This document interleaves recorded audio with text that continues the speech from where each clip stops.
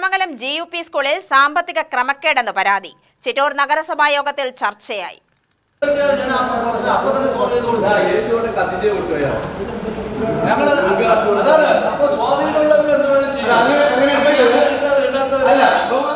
ചിറ്റൂർ തത്തമംഗലം നഗരസഭാ പരിധിയിലെ തത്തമംഗലം GUP സ്കൂളിൽ കഴിഞ്ഞ PTA ഭരണസമിതിയുടെ കാലഘട്ടത്തിലാണ് 20 ലക്ഷം രൂപയുടെ ക്രമക്കേട് നടന്നതെന്നാണ് ആരോപണം. പ്രധാന അധ്യാപികയും PTA ഭാരവാഹികളും ചേർന്നാണ് അഴിമതി നടത്തിയതെന്നാണ് ചിറ്റൂർ നഗരസഭയിലെ പ്രതിപക്ഷ നേതാവ് K. മധു രേഖാമൂലം നൽകിയ പരാതിയിൽ പറയുന്നത്. പരാതിയെക്കുറിച്ച് ചൊവ്വാഴ്ച ചേർന്ന നഗരസഭാ ഭരണസമിതി യോഗം ചർച്ച ചെയ്തു. നഗരസഭാ യോഗത്തിൽ ചെയർപേഴ്സന്റെ അഭാവത്തിൽ വൈസ് ചെയർമാൻ ശിവകുമാറാണ് അധ്യക്ഷത വഹിച്ചത്. അഴിമതിയെക്കുറിച്ച് വിജിലൻസ് അന്വേഷണം നടത്തണമെന്നാണ് K. മധു ആവശ്യപ്പെട്ടത്.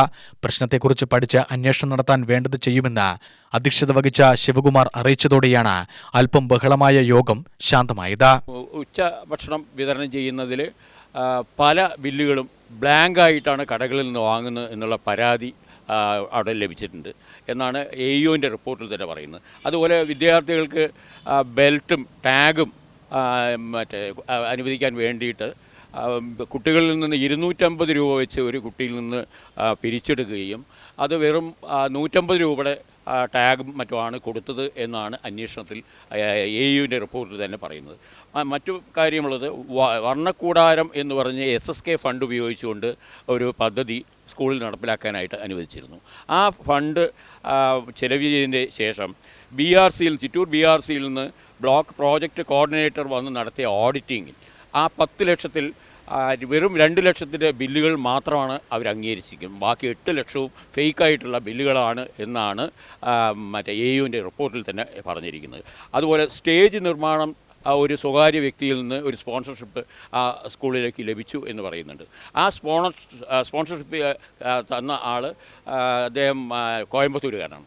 അതുപോലെ സ്റ്റേജ് ആൻഡ് ഓഡിറ്റോറിയം എന്ന് പറഞ്ഞ നിർമ്മിക്കാനാണ് ഈ 15 ലക്ഷം രൂപ സ്പോൺസർ വാങ്ങിയിരിക്കുന്നത്.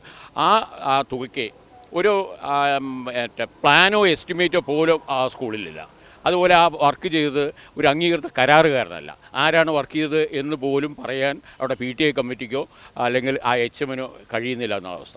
ആ 15 ലക്ഷത്തിൽ ഏകദേശം 7 ലക്ഷം രൂപയോളം വിഡ്രോ ചെയ്തിരിക്കുകയാണ്. ഏകദേശം കുറച്ച് പണി കഴിഞ്ഞ് മുനിസിപ്പാലിറ്റി പാതി പണി കഴിഞ്ഞാണ് മുനിസിപ്പാലിറ്റിക്ക് തന്നെ റിക്വസ്റ്റ് വരുന്നത് ഒരു പ്ലാനും എസ്റ്റിമേറ്റും വേണമെന്ന് പറയുന്നത് പാതി പണി ആയതിനു ശേഷമാണ്. അത് മുനിസിപ്പാലിറ്റി അധികൃതർ അവിടെ പോയി നോക്കി സ്റ്റോപ്പ് മെമ്മോ കൊടുത്തു. ഇപ്പോൾ അവിടെയുള്ള പ്രവർത്തനം പറഞ്ഞാൽ ആ പണി ഇനി പൂർത്തീകരിക്കാൻ കഴിയാത്തതാണ്. ഈ സ്പോൺസർ വളരെ പ്രതീക്ഷയോട് കൂടിയിട്ട് ഈ പൈസ അനുവദിക്കുകയും അത് നല്ല രീതിയിലല്ലാതെ ആരാ പണി ചെയ്തതെന്ന് പോലും പറയാൻ കഴിയാത്ത രീതിയിൽ കരാറുകാരനല്ലാതെ മുനിസിപ്പാലിറ്റിയുടെ സൂപ്പർവൈസർ ഇല്ലാതെ ഒരു എഞ്ചിനീയറിൻ്റെ സഹായമില്ലാതെ തന്നെ ആ പണി പാതി ചെയ്തിരിക്കുകയാണ്. അതുതന്നെ ബാക്കിയുള്ള തുക എങ്ങനെ ഇനി ചെലവ് ചെയ്യും എന്നുള്ളത് മുനിസിപ്പാലിറ്റിക്ക് പോലും ചെയ്യാൻ കഴിയാത്തൊരവസ്ഥ. UTV news, Palakkad.